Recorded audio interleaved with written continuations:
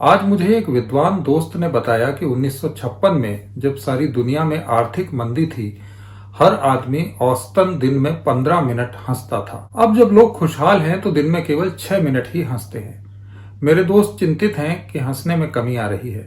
मैंने उन्हें बताया कि सारी दुनिया को गोली मारो, अपने मुल्क में तो हंसने का टाइम बढ़ गया है। सच मानो तो सभी खुलकर हंस रहे हैं, बस ये समझना जरा मुश्किल है कि वो आखिर किस पर हंस रहे हैं। नजर घुमाकर देखो, जिसे देखिए हंसता हुआ पाएंगे। टीवी खोल लीजिए, सारे कार्यक्रम हंसने हंसाने के हैं। फिर भी हंसी ना आए तो बैकग्राउंड से हंसी बजा दी जाती है। लोग घरों में हंस रहे हैं, दफ्तरों में झांक लो, बाबू से लेकर अफसर तक के अट्टहास सुनाई दे रहे हैं। 50 साल से ये केवल हंस ही रहे हैं। देश में केवल दो ही क्रियाएं रह गई हैं, खीज और हंसी। जो हंस नहीं पा रहा वो खींच रहा है, जो खींच नहीं सकता वो हंस रहा है। खींचने और हंसने के कारण भी अक्सर एक जैसे ही होते हैं। मान लीजिए आप पेट्रोल पंप पर खड़े हैं, स्कूटर में तेल डलवा रहे हैं। पूरे पैसे लेकर तेल कम दिया जा रहा है। अब आप या तो खींच लीजिए या हंस लीजिए। वैसे तो खींच का विकास गुस्से में और गुस्से का विद्रोह में होना चाहिए, लेकिन ये बड़ा टेढ़ा काम है। आप गुस्सा करेंगे तो पहले तो पेट्रोल पंप वाला ही आपको झिड़क देगा। फिर आपके पीछे खड़े लोग चिल्लाने लगेंगे कि लेना है तो लो, टाइम खराब मत करो। अपने यहां कोई लड़ना नहीं चाहता। हम शांति प्रेमियों ने बहुत अच्छा शॉर्टकट निकाल लिया है। हम खींच को, गुस्से को हंसी में खत्म करके घर लौट आते हैं। अपने यहाँ लोगों को हंसने के लिए कारण नहीं ढूंढने पड़ते। सुबह से ही हंसने के कई कारण तो अखबार के साथ ही घर में घुस जाते हैं।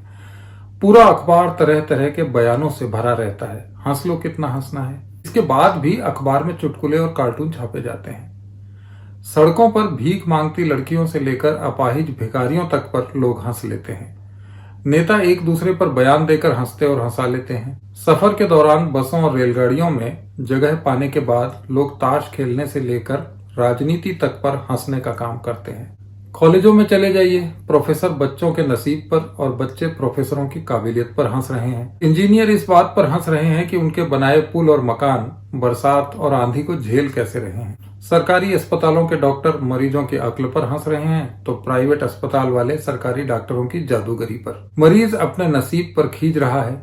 देश में सब हंस रहे हैं। सिर्फ कुछ लोग, या कहें कि ज्यादातर लोग, इसलिए हंस रहे हैं कि वे अब और रो नहीं सकते। राशन की लंबी लाइन में लगा एक नौजवान हंस रहा था। मैंने कारण पूछा तो बोला, माँ बाप ने आजकल बेरोजगार आज्ञाकारी लड़कों को इसी काम में लगा रखा है। बिजली, पानी, टेलीफोन के बिल जमा कराने, इंटरनेट रिचार्ज कराने, पास पड़ोस के बीमारों के लिए दवा लाने, भांजों और भतीजों को टहला लाने, गेहूं पिसाने, राशन का सामान लाने, घर के स्कूटर, मोटरसाइकिल ठीक कराने जैसे कामों में देश की उच्च शिक्षा प्राप्त पीढ़ी लगी हुई है। मैंने लड़के से पूछा, फिर भी तुम हंस क्यों रहे हो? वो बोला, मैं इस दुकान में रखे अनाज पर हंस रहा हूं, जिसको हासिल करने के लिए इतनी लंबी लाइन लगी है, जबकि सबको पता है कि इसमें घुन लगा हुआ है। फिर वो एकदम से चिंतक बन गया।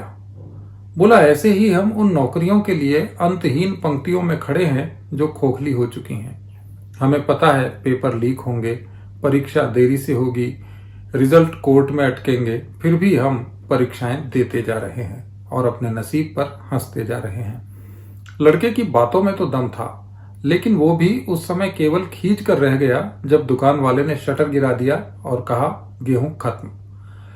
लड़का उसे इस तर्क से संतुष्ट नहीं कर सका कि कल ही खाद्य मंत्री ने कहा है कि देश में गेहूं का पर्याप्त भंडार है और किसी को इस बारे में चिंता करने की कोई जरूरत नहीं है। जिन लोगों को हंसना चाहिए सिर्फ वही नहीं हंस पा रहे हैं, बाकी सब लोग हंस रहे हैं।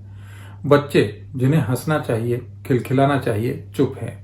जो स्कूल नहीं जा रहे, कचरा बीन रहे हैं, फर्श धो रहे हैं या प्लेटें मांज रहे हैं, उनके पास हंसने मुस्कुराने का न वक्त है न कोई कारण।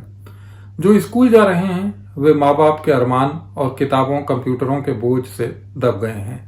उन्हें न कार्टून हंसा पा रहे हैं न इंडोर गेम्स। हंसता हुआ बच्चा अब केवल पल्स पोलियो के विज्ञापन में नजर आता है। देश भर में हंसी के इतने कारणों के होते हुए भी बड़े लोग खुलकर नहीं हंस पाते।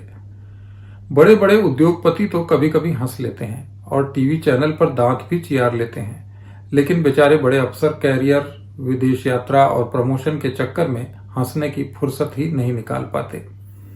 पहले के जमाने में छोटे अफसर सूखा और बाढ़ राहत काम खुलने पर हंस लेते थे। अब ये प्रथा भी खत्म सी हो गई है। किसान पहले चौपालों पर हंसते थे, अब वहां राजनीति और जातिवाद उन्हीं पर हंस रहा है। कारखानों में छंटनी से बचे हुए मजदूर 3-3 महीने बाद तनख्वाह लाते हैं तो थोड़ा मुस्कुराते हैं। बच्चों, किसानों, मजदूरों और नौजवानों को छोड़कर बाकी सारा देश टीवी चैनल से लेकर पार्टियों तक में हंसता हुआ नजर आ रहा है।